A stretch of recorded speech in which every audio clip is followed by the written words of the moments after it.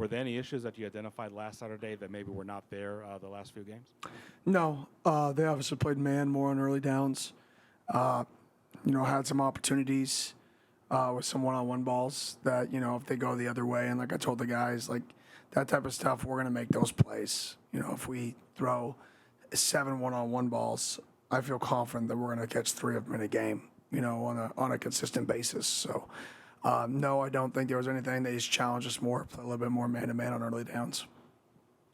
Chris Carmen, Son of a Source. Kenny, after watching the game back, I'm sure as you always do, did you have any evolved perspective on anything that maybe was a little bit different than watching it, either the officiating or anything else that you saw?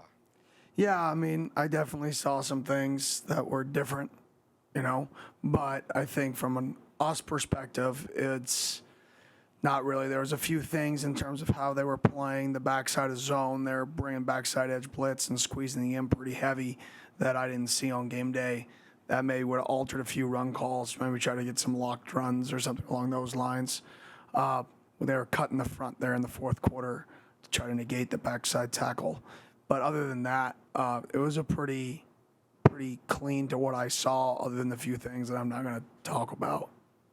And then you ran the ball better than you have in earlier games this season. Not great maybe, but at least pretty good. Was that something that you could take some confidence from?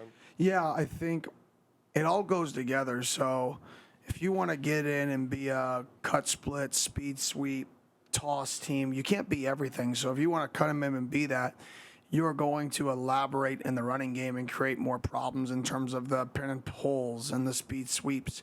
But you have to invest your time in that stuff, which means you're not going to invest your time quite as much in some more open sets that, feed into some passing game. Because you're not going to pair the things together. And when the tighter splits you get, the more nakeds and true shots become your game plan. And we're struggling right now with the shots. So it kind of all went together. We wanted to control the clock in the game. We wanted to try to be efficient. And when you look back at it, there was we were efficient in a lot of ways. We only had, very few 3-and-outs. There was 4 drives consecutively that took up 16 minutes of game clock. Which is what you want to do versus those guys. The issue is we weren't consistent enough throughout the entire drive to actually put points on the board, whether that was with field goals in our field goal unit, where we were with the O-line, preventing us kicking them. But regardless of that situation, we weren't consistent enough to play that style of game and then finish off with touchdowns. And that's really the challenge. If we want to be that team that expands the running game with all that stuff, we're going to reduce the box. We're going to shrink the box. It's not going to be as much of the quick passing game because you can't do that. Harder to do that from cut splits because it's harder to see what the pictures are. So you've got to be able to hit the explosive plays for touchdowns. I got to do a better job getting a few more easy dump naked throws in on early downs, if that's possible. And then we got to be able to stay consistent throughout a drive because we're playing really good defense.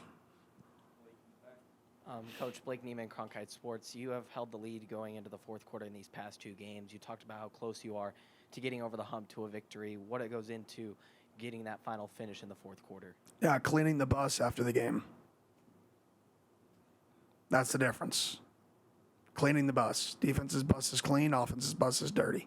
That's what goes into winning those types of football games. Literally. Cleaning the bus. Picking up after yourself.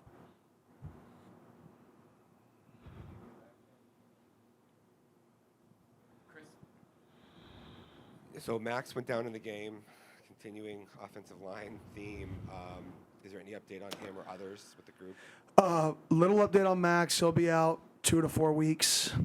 The group, high chance we get Frosty back this week, which would be huge for us. Losing one, we're in this kind of like mold where we're, get and replace mode right now. But it is good that we're going to get him back if we're going to lose Max for a little bit.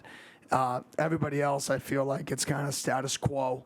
So same real situation, just trading out Frosty for Max, which moves some guys out because Frosty's a guard instead of where Max was a tackle. And Anthony Cooper went down. Is there anything? No update there. We're still waiting on some results. Sure. Hey, Coach, Jordan Ham, Sports 360 AZ. After the game, You called on the general student body, on any big-bodied people that could help. Has anyone taken you up on that? There was one guy somebody showed me on Twitter. He was pretty funny. I'm not gonna lie. I don't know. He was in a jersey. He was like pass setting. Field goal, you don't have to move. You just gotta stand there unless somebody run you over. But not really. I mean, but I did challenge. I mean, in the meeting today, I challenged the defense that most defensive players don't play field goal, maybe unless it's a wing. That we're gonna have to use some guys on the D line, and the reason for that is pure size. Most defensive linemen in 4-down schemes aren't 315 pounds. They're 270, 240. So, the physics of field goal doesn't fit to those. But the guys that are big like that, like the CJ Fights of the world, I told Trey Brown he may have to play wing because we may have to move some of our wing size down. It is what it is, and I did a bad job getting us ready for, a situation like that. I should have practiced that. Rookie mistake by me. I feel like it was a critical part of the game that we couldn't kick a field goal just because we didn't have enough depth there. We should have practiced our entire D-line on field goal before based off of our situation, which I've never had to do, never been a part of that. So now that I've faced it and seen it, I can learn from it and I can be better. Coach, just on the aspect of the run game and that kind of being opened up last game, with DeCarlos Brooke being back in the mix, how much did that help with the fluidity of the offense? That was huge. It was good getting a mix between keeping Scott fresh with DeCarlos and having that back and forth, both being similar backs, but just a little bit different in their run style. Very, very minor, but just a little bit different is a good balance for us. And you could see that. You could see the freshness in both those guys. So that was a huge, huge positive. I thought our backs ran hard. I thought our O-line did a nice job in the running game. I think part of that is we opened things up with kind of what we were doing with all the perimeter runs and the perimeter screens. We were trying to open the backside C-gap up.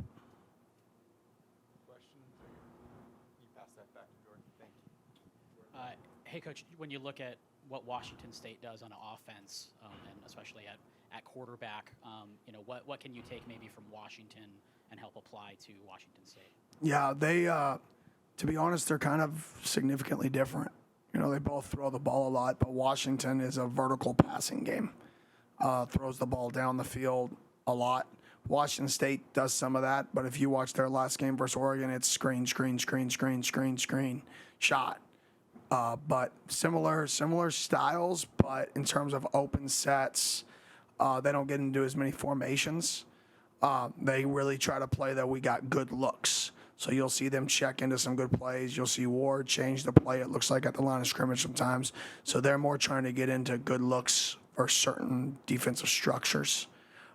Whereas Washington's shift motion, create the confusion. We know / anticipate what you're going to do, throw the shots, get into some good runs. So a little bit different way to attack, both trying to throw the football, just in different philosophies.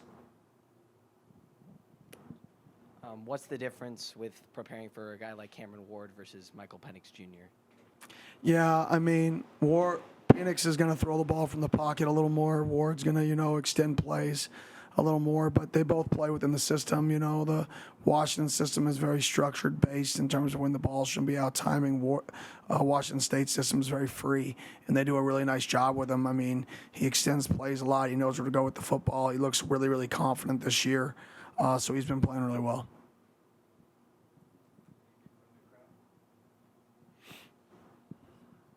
Hi, Coach. Steve Guglielcello, Arizona Sports. It's homecoming week. You're an alum. What does homecoming mean to you, and what do you think it means to the crowd coming? Is it bad that I didn't know it was homecoming?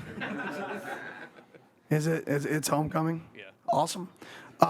Yeah, I mean, come out. I mean, we've had last two games have been sellouts. Be unbelievable if we could get 3 games in a row as a sellout for homecoming. Our guys are battling. I think everybody should be proud of how our guys are playing. Anybody who watches us knows our guys are playing hard. They're practicing hard. They're preparing hard. And we just got to keep getting better. Coach, obviously, I mean, the interceptions, I know, talking about it, they finally came. Just from that point of it, from what the defense was able to do and everything, I mean, going forward, how much confidence do you feel that gives them? I shouldn't say confidence, more confidence that gives them but just your overall thoughts on those interception plays. Unbelievable. I mean, our defense has been playing really, really, really good football the entire season. I mean, the only reason that we're not statistically probably a top 15 defense is our offense has struggled. Special teams have put short fields, and then they didn't get takeaways early in the season. So you have to, use all 3 downs to get somebody off the field every drive. Most good defenses have 1 or 2 drives a game where they just get off the field with turnovers, and you saw that. So hopefully that continues to build. But I couldn't be happy with how our defense is playing. And like I showed them today, we played really well, and there's still areas to get better at and improve. And that's always the challenge, is when you have success, there's 2 sides of adversity. And the fun part is our football team is facing both sides of that adversity in the same week. We have one side of the ball that failed and is facing that adversity. We have another side of the ball that had extreme success and is facing the adversity of people telling them they're good. So it's a really, really tough challenge for our football team to both sides of the ball stay focused on the task at hand, and that's just being the best version of ourselves today, tomorrow, and every single day we take the football field. Coach, it seemed like in the game that there was a lot of 50-50 chances for receivers. Where do you think the key is to coming out on top of those one-on-ones? Yeah, I mean, I always look at myself in those scenarios and I say, okay, well, maybe we get more of those in practice. We've been doing a lot of one-on-ones, but, maybe we put the ball on a hash. Maybe we go to the lower red zone. Maybe we get some more of these 50-50 fade balls for our guys to the field. What can I do to help that scenario? Because we did have those opportunities. So I have a lot of confidence in our guys going to make plays. I mean, I think we had 9 of them in the game, 8 or 9 of them in the game. 0 for 9, 0 for 8. And you make any one of those, you could win the football game. But I go back to, what can I do to get us to make those plays? And we can practice those scenarios better. Practice them more, practice them with more intensity. I can go over there and be passionate about the drill, not just let the drill happen, right? What can I do to make that more game-like? Hey, Coach, so you've talked about a lot of the culture that you're trying to establish here at ASU. Would you say that Saturday is a really big culture game? You're back in front of the home crowd for the first time in a couple weeks, and you guys have, again, shown that you like you've said, you're right there. And now that you have a homecoming crowd back in Tempe, is this a good opportunity for you guys to really try to get back in the win column and just, say that this train is still moving, as much as some people might just not have the confidence in it? Yeah, I don't ever look at it as a game as a reflection of, are we working in the right direction culturally? I look at, do we show up early on Monday? Are there people on the list? Do we have a good Tuesday practice? Saturday is a reflection of everything you do throughout the week, how you live your life. So I don't look at the game as a reflection of our culture. I mean, it's obviously going to reflect, we work hard, we compete, and that's going to show up. But I don't look at the result. So I'm not looking at the result of Saturday's game to say, is this working or is it not? I'm looking at the process. And that's why when somebody asked the question earlier, I said the bus was dirty. Because I mean that.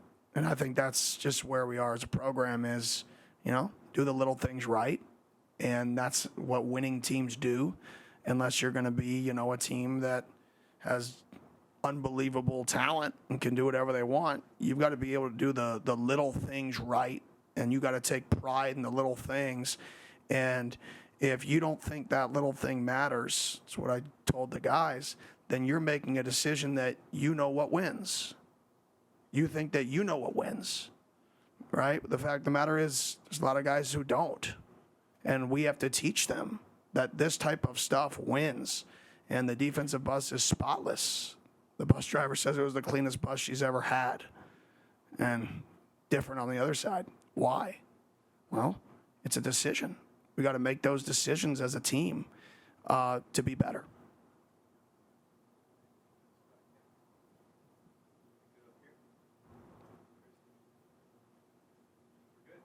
Happy homecoming.